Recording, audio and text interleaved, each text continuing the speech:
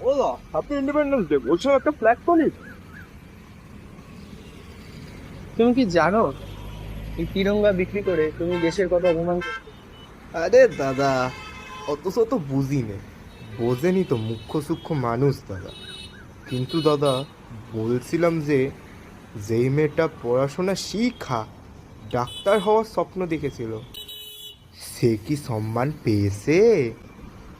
যেই ছেলেগুলো paper leak হওয়ার ফলে নিজেদের জীবন দিল, তাদের স্বপ্নগুলো সম্মান পাচ্ছে বলুন? যারা সক্ষম হওয়ার ফলেও চাকরি পাচ্ছে না, তারা খুব সম্মান পাচ্ছে, তাই না?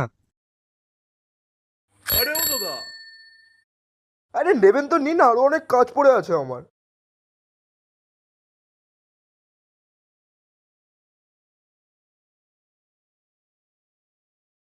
দাদা, শুভ স্বাধীনতা দিবস।